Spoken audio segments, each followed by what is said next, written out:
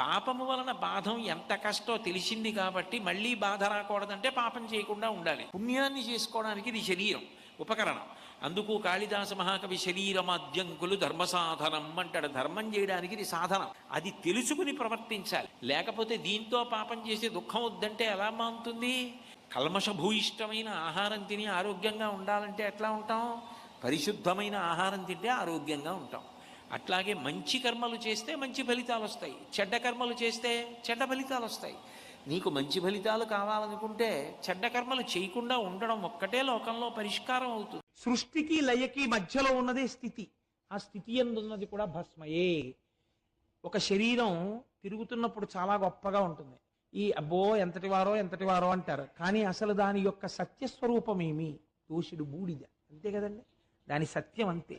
దోషుడు బూడిద ఒక ఆకారాన్ని పొంది నడుస్తోంది. దాని సత్యం